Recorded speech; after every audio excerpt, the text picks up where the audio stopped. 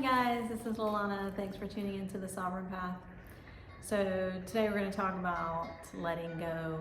It's a little loud in the background, sorry, it's windy here. So what does letting go actually mean on the Twin Flame Path, and how do we do that, you know? This is one of those, two-phrase sentences that I think freaks a lot of people out, freaks a lot of twins out. It's not something that it's kind of like the word surrender on the path. I think a lot of people don't like that terminology either, because what does that actually mean? How do I actually do that? And letting go and surrender both have this sort of negative connotation that it means giving up. To the ego mind, it means that's I'm giving up, right? That's not what it means. It's not what surrender or letting go means. So we're going to get into that a little bit today in this video. So when we're talking about letting go on the Twin Flame Path, what we're really talking about is letting go of the story that the mind keeps telling about our situation with the twin, right? So the story that we keep telling based on the past things that have happened with our twin, even if that past thing is something that happened yesterday, or a few hours ago, or if it's something that happened several years ago, and we continue to remember that, we continue to replay that in our mind, and we continue to sort of expand on it, right? This is what the ego mind really loves to do, and it's what most of humanity is doing in regard to the inner workings of that chitter-chatter, egoic mind, fear-based separation program that we all run, is that it likes to continually stay either in the past or to project out into some sort of future that the well-being will be better, as soon as, my twin comes back, as soon as my twin does the healing, as soon as my twin wakes up, as soon as my twin, gets their shit together, XYZ, then I'm going to be okay. That's your mind actually doing that, right? That's the egoic mind taking over the conscious mind, like the higher consciousness of peace and wholeness and neutrality within. The ego mind likes to sort of take over in those types of ways. And it does it, like I say, either in dredging up past situations and ruminating over those and, having that self chitter-chatter talk, that inner mind dialogue that's saying, like, if this would have happened, then that maybe wouldn't have happened, or if I would have said this instead of that, and then that, then maybe the whole thing would have gone in a different direction, or if maybe they wouldn't have come at me with such attitude, I wouldn't have reacted the way that I did, or if, right? And it keeps going and it keeps going. And it's that inner dialogue that's always going on, that inner chatter of the mind that's always going along, or going on and on and on, that keeps us stuck in a loop, right? This is a lot of what we're talking about when we're saying things like looping. I say patterning. I know other people say looping. It keeps us in a pattern, right? It keeps us in a program that keeps going round and round and round, which keeps us either in the past or in the future. But it doesn't keep us here in this present moment. It doesn't keep us here in this space that we are actually dealing with right now, right here and now, right? And so letting go on this path, right? Whether you're a twin or you're not a twin, right? Letting go, when we're talking about it in this construct, means releasing the programs of the egoic patterns of the mind that are constantly on repeat, that are constantly talking, right? It means letting go of that inner dialogue that is always being your directive of I should have done this, or I should have done this, or I'm still really angry about this, or, you know, they shouldn't have done that and I should have done blah, da, da, da, da, or if they ever do this again, or I never want to see them again, or I don't want to deal with this anymore. And that's what we're talking about. It's what I'm talking about today in this video, in regard to having those beginning steps of letting go on the twin flame path, right? So much of this path is about mastering your mind. So much of this path is about recognizing that you are not your thoughts. I talk a lot about this in my Mind Mastery and Manifestation course that I'm going to be releasing at sometime soon. So your mind is thinking constantly, your egoic mind is thinking constantly, and we are used to this in this third dimensional reality, that we are the mind, right? We identify with the mind, we identify with everything the mind says, we identify with that inner dialogue that never shuts up, that most of us don't even notice because it's been going on all of our lives. So we don't even realize that that we have that constant chitter chatter, right, in our mind. But that constant chitter chatter that's always talking, and we are answering it, right? It's like one thing I'll say this thing, well, maybe I'll go to Burger King and get that. Well, no, maybe you shouldn't do that. But maybe, well, I really don't want to text my twin, but no, you really shouldn't do that. Well, he texted me last night, and you know, and that dialogue that's going on and on and on, it's keeping us out of touch with our true nature. It's keeping us disconnected and separate from our true self. That inner dialogue is what is keeping us basically in patterns and in loops, and that is what we need to release. That is what we need to let go of. This is a journey of coming back home to the self. It's coming back home to soul. It's coming back into union with the higher self, right? That's what this journey is. It's ascension.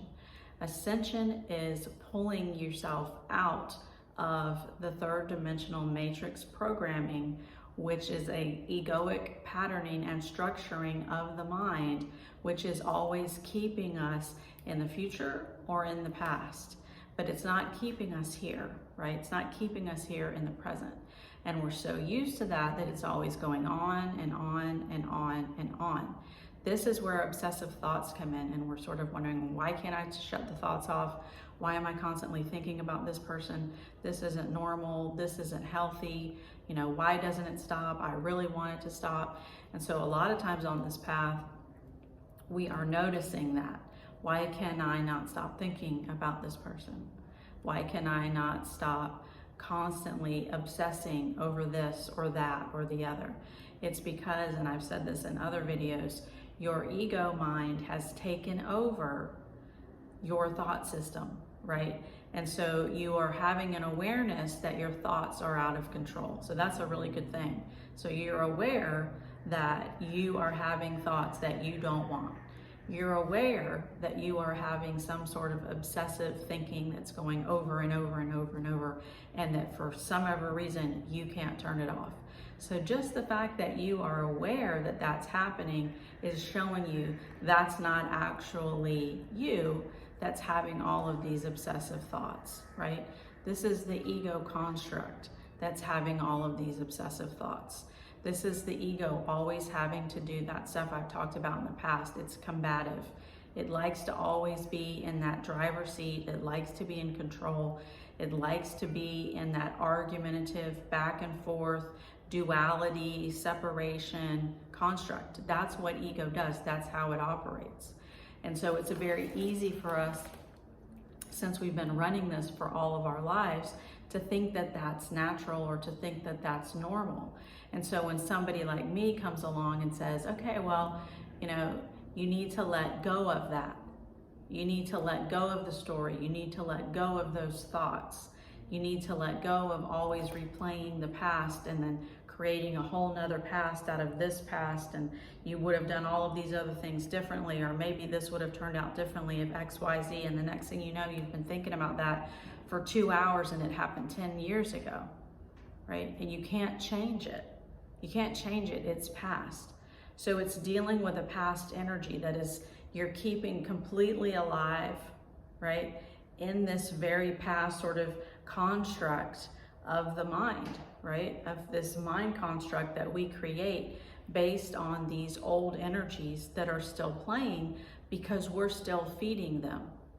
On the opposite side of that, if we're in the future of being like, as soon as they wake up, as soon as they do their work, as soon as they understand how, you know, all of this works, or that I'm their twin, as soon as this, as soon as that, if, then everything will be good, right? Then everything will like come back the way it's supposed to be, and we'll be in union and all of these things. And the same thing happens. This is a future, you know, world, a future fantasy that we create. And everybody does this, so I'm not calling people out, until you start to understand what's actually going on with your mind. And so we're creating this whole other, you know, reality that also doesn't exist. It doesn't exist because it's not here in this present moment. And no matter where we are, no matter what we're doing, it's always now and now and now and now and now. There will never ever be a moment that is not now. A minute from now is now. 3 minutes from now will be another now. A minute ago is past, right? And so when we're talking about letting go, when I'm talking about letting go, what I mean and what I'm saying, and it's the same thing as surrender, it's surrendering to those thoughts. It's surrendering to letting go of having that construct that's constantly needing to say something. That voice, that inner chatter that is always the directive of this over here and this over here, that's keeping you from this right here, right? That's keeping you from your true union with self, which is always presence, which is always in the now, which is never looking forward out into the future and creating some other imaginary situation in order to make the self feel better, right? The self is also never looking in the past and trying to rewrite past events based on a mind construct, right? The higher self doesn't do that. The soul doesn't do that. Source, God, creation doesn't do that. And this is what this path is guiding you back to. It's guiding you back to the embodiment of higher self, right? It's guiding you out of the constructs of separation and out of the constructs of the ego mind, constantly doing that racket, and it never stills.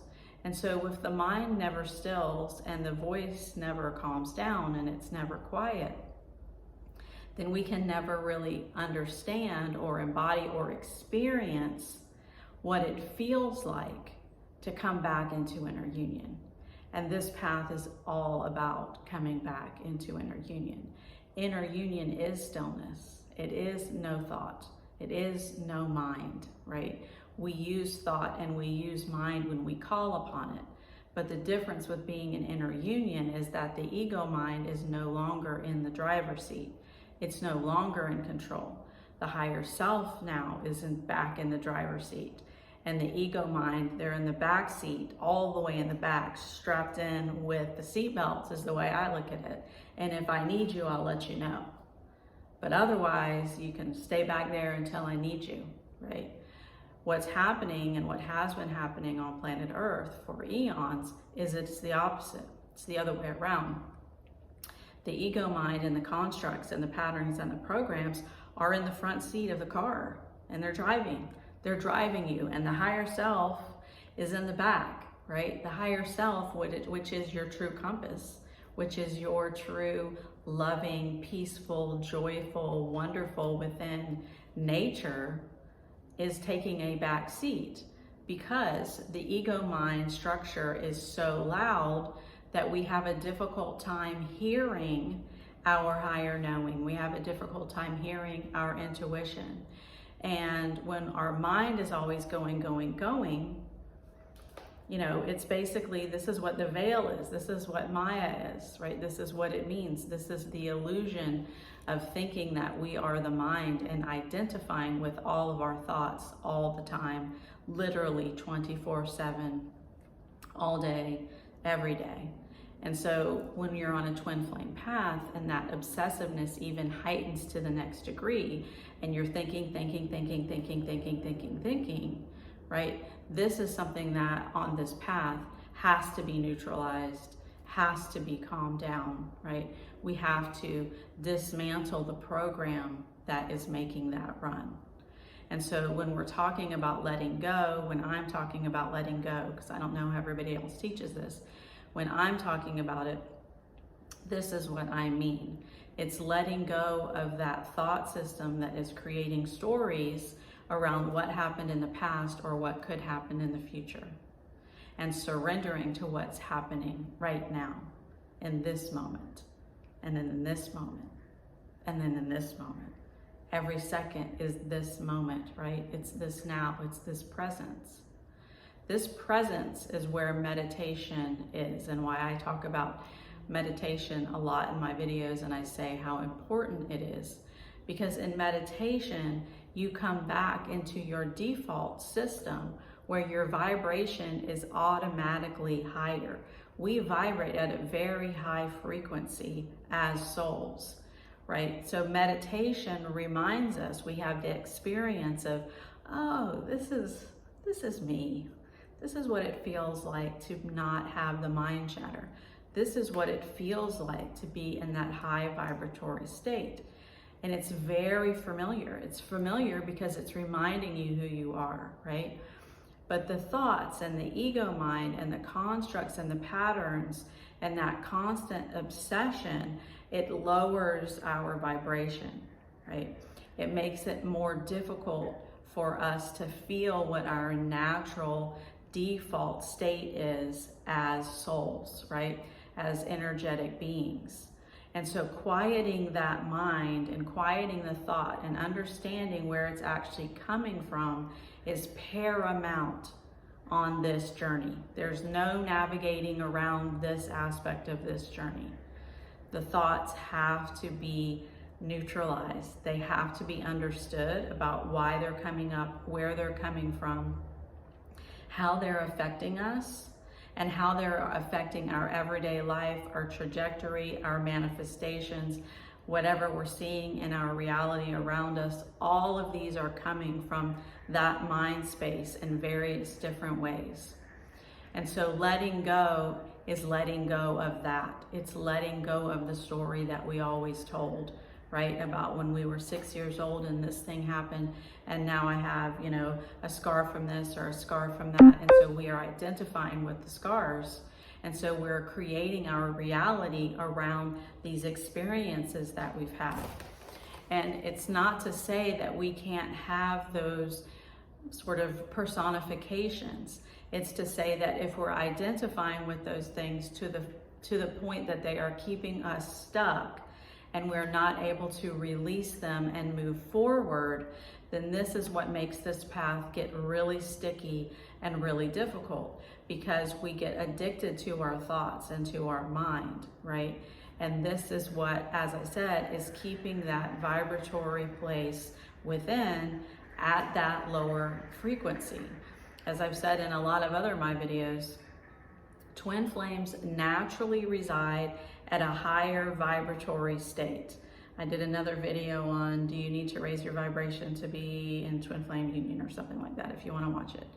So when we're talking about coming into union, and I also did a video on this, what is union, right? So when we're talking about coming into union, we're talking about coming back into union with self, with the higher self, with soul, with God, with oneness, with source, with creation, right? This is a higher vibratory state in and of itself, and it's who we are and who we have always been. So really it's coming back into remembrance, right? This is who we are. And the thoughts are what are bringing the thoughts that aren't by choice, right? Our egoic patterns is what is bringing that vibration down. So if we need to be in inner union, which that's the point of this journey, that's the point of ascension, then that vibratory state, it does need to be at a higher place. And so it only makes sense that we need to let go of the things that are keeping us heavy, right? These patterns are keeping us heavy. These are the things that we need to release. They're based in fear programs, they're based in separation, they're based in lack, they're based in wounds, they're based in belief systems. All of these things are what need to be transmuted and neutralized on this path. Once we come into inner union, right, and we're anchored in inner union and back in the embodiment of the higher self, that is when that chitter chatter, it's just not there anymore. It's not part of where we're vibrating anymore. That's when the true peace is our absolute resonance, right? That's when we are in a place of perpetual joy, because we are no longer aligning to or resonating with things that keep us in a lower vibratory state. And in regard to being in physical union with the twin, we have to come into inner union energetically first. This has to happen first. It can't happen any other way. As within, so without. This is what it means. And so twins naturally, as I said before, vibrate at a higher frequency because they're vibrating within. Your own frequency vibrates at a much higher frequency than the third dimensional reality can hold. This is what awakening is. It's what ascension is. It's what the alchemical process is. It's coming back into your natural vibratory state and higher, depending on what your soul is here to experience. And that and higher, right, within is where you come back into alignment, into resonance with the physical aspect of the twin, because it is one energy, and that one energy is going to follow itself. So if you're in a pattern of a lower vibratory state, coming in and out of separation, on and off, back and forth, hot and cold, it's because you're still attached to those egoic programs and you're still running those patterns, which is totally normal, right? I'm not calling anybody out. This is a process.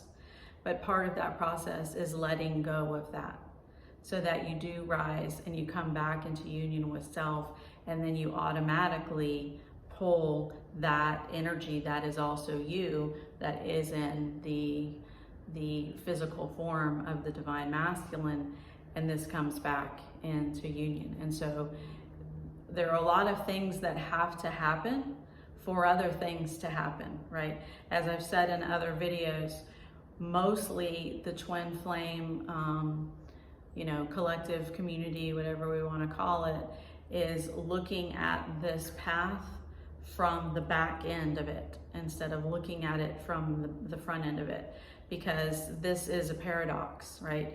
This entire earth construct that we live in is a paradox. It's been flipped, right? And we have believed in all of it, right? Because that's the experience we came to do, we came to have, whatever.